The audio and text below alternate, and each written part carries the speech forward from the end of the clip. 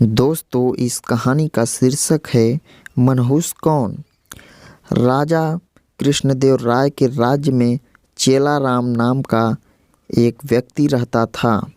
वह राज्य में इस बात से प्रसिद्ध था कि अगर कोई सुबह सवेरे उसका चेहरा सबसे पहले देख ले तो उसे दिन भर खाने को कुछ नहीं मिलता।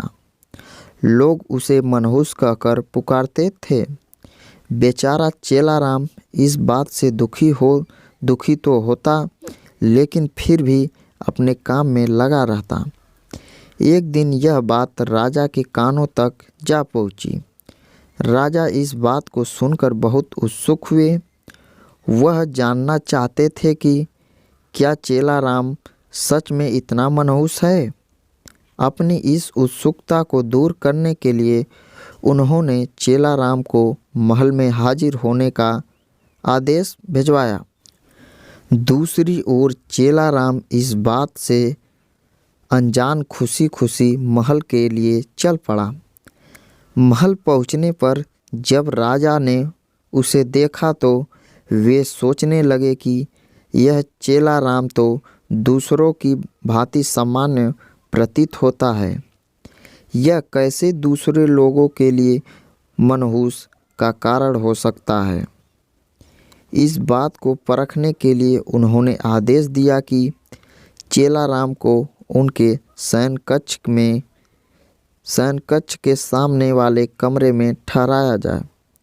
आदेश अनुसार चेलाराम को राजा के कमरे के सामने वाले कमरे में ठहराया गया। महल के नरम बिस्तर, स्वादिष्ट खान पान व राजसी ठाट बाट को देखकर चेलाराम बहुत खुश हुआ। उसने भरपेट खाना खाया और रात को जल्दी ही सो गया। अगली सुबह जल्द ही उसकी आंखें खुल गई, लेकिन वह बिस्तर पर ही बैठा रहा। इतने में राजा कृष्णदेव राय उसे देखने के लिए कमरे में आए। उन्होंने चेलाराम को देखा और फिर अपने हर रोज किए जरूरी काम के लिए चले गए। उस दिन संयोगवश ही राजा को सभा के लिए जल्दी आना पड़ा, इसीलिए उन्होंने सुबह का नाश्ता नहीं किया। सभा की बैठक दिन भर इतनी लंबी चली कि सुबह से शाम हो गई, लेकिन राजा को भोजन करने का समय न मिला। थके हारे भूखे राजा शाम को भोजन के लिए बैठे ही थे कि परोसे हुए खाने में मक्खी पड़ी। देखकर उन्हें बहुत गुस्सा आया। उन्होंने भोजन न करने का निर्णय किया।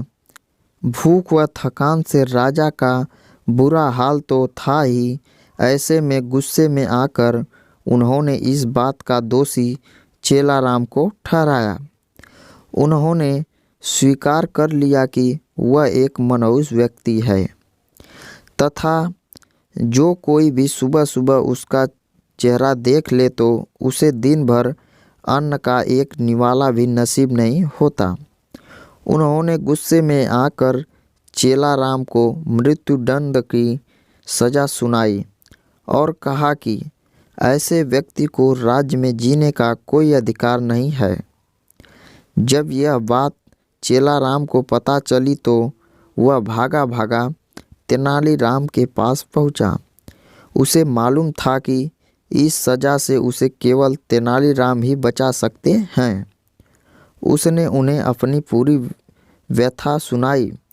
तेनालीराम ने उसे आश्वासन दिया और कहा कि वह न डरे और जैसा वो कहते हैं बिल्कुल वैसा करे। अगले दिन फांसी के समय चेलाराम को लाया गया। उससे पूछा गया कि क्या उसकी कोई आखिरी इच्छा है।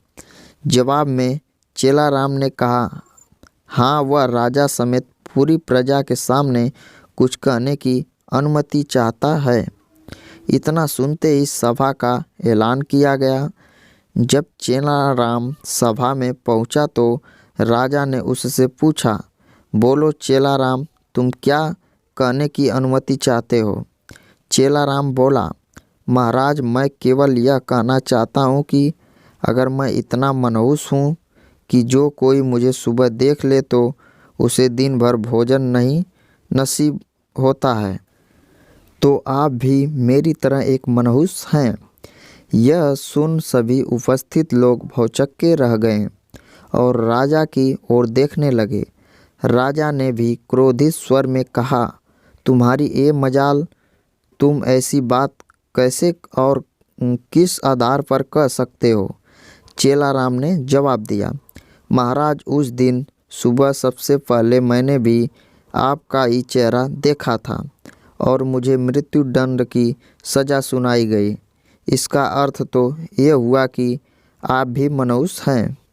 जो कोई सुबह सबसे पहले आपका चेहरा देख ले उसे मृत्यु दंड मिलना तय है।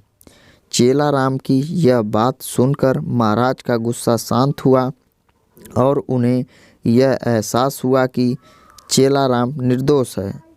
उन्होंने शीघ्र ही उसे रिहा करने का आदेश दिया और उससे माफ़ी मांगी। उन्होंने चेलाराम से पूछा कि उसे ऐसा कहने के लिए किसने कहा था। चेलाराम ने जवाब दिया, तेनालीराम के अलावा कोई और मुझे इस मृत्यु दंड से नहीं बचा सकता था। इसीलिए मैंने उनके समकक्ष में जाकर अपने प्रणाली को गुहार लगाई थी। यह सुनकर महाराज अत्यंत प्रसन्न हुए और उन्होंने तेनालीरामन की खूब प्रशंसा की। उनकी बुद्धिमानी को देखकर महाराज ने उन्हें रत्न जड़ित सोने का हार इनाम स्वरूप दिया। दोस्तों, इस कहानी से हमें क्या सीखने को मिला? तेनालीराम की इस कहानी से हमें यह शिक्षा मिलती है कि बिना सोचे विचारे हमें किसी की भी बातों में नहीं आना चाहिए।